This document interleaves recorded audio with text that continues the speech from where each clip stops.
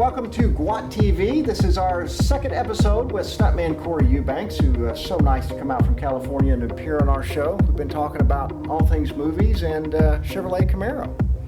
And we put it out before you were going to come out to Arkansas that we wanted to know what questions that fans have that you could answer. And this could bring up maybe some questions.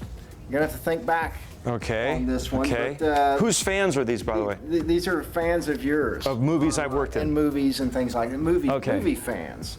So Galen McClanahan, he's from North Rock, Arkansas.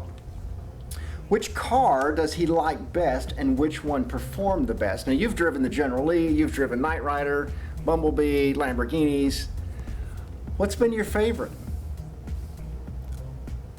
You know what? It's kind of like when you go to high school, there's something about you just never forget. You know, like your first girlfriend, my first love, my first car, it would be the General Lee. The Dukes of Hazzard, yeah, I'd have to say. And it's growing up driving vehicles on dirt roads, and for me to jump into a car on a dirt road and be able to power slide it and drive it, it was just, those days were just unbelievable, magical. So the guys that trained you, that's where it all started for you. Yeah, that was my stunt school, if you will. When I was, 19 years old, going on the set of Dukes of Hazzard and jumping into a General Lee at 7:30 in the morning and driving it all day long, 5 days a week. Yeah, it was just surreal. If I had to answer this question, it would be the same answer on the reverse. My favorite is because of watching you on that TV show. And that's why I was inspired to grow up and build a General Lee. That's something. We have the same car for a very similar reason. And you're driving it and me watching it. Well, we were all influenced by Al Wyatt Jr. Absolutely. Nobody has driven the General Lee more on film, anybody in the world, than Al Wyatt Jr. And I wanted to be like Alan, so yeah. He taught you he did. So much. Yeah. Guy jumped the General Lee in flip-flops. Yes, he did. Why, to this day, we don't know. Yeah, because I use steel-toe boots. Oh, he's using flip-flops, shorts, with his BMW hiding in the bushes so that he get repoed and all this kind of stuff. What a character. Okay, Jeremy McCool from Pine Bluff, Arkansas wants to know, what was the most terrifying stunt you've ever done and why? That's a long story and it's a toss-up. Tell it. The short version would be the BMW stunt that I did for John Woo on a BMW movie called Hostage. Hang on, let's play that. Okay.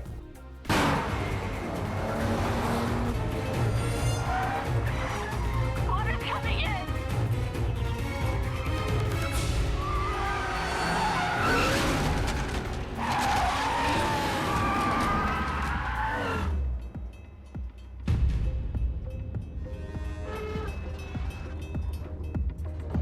You guys got a reading? The signal's just merged. It should be right there.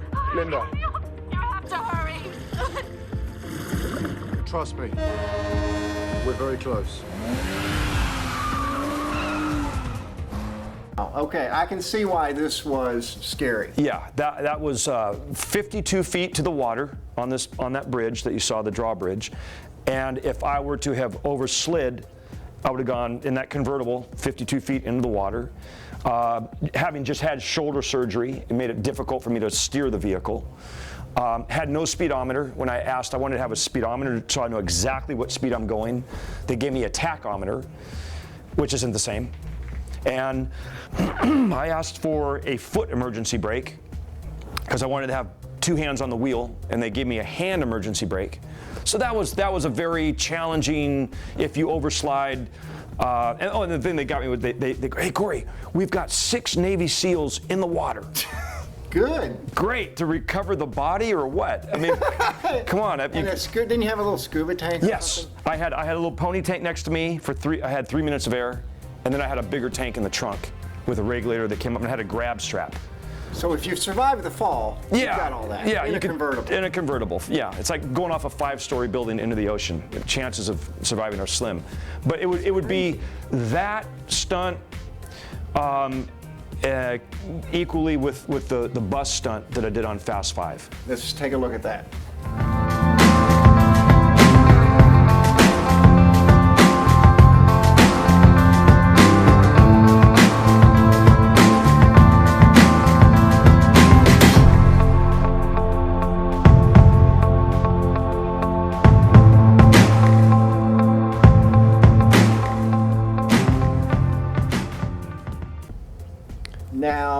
I understand you did this more than once. Yes, and very few people know that was actually what we just saw was take 2.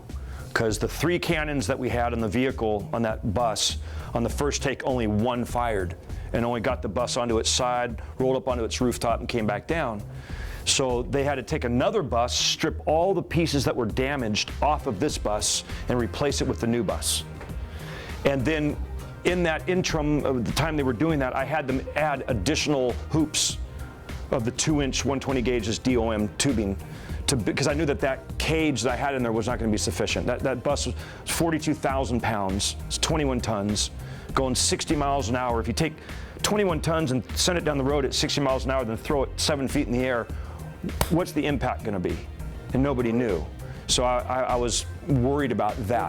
This is expensive. Were they hesitant to let you do it again? It's not cheap. No, it was not cheap. We had 18 cameras on the shot. We had a helicopter in the sky, full crew.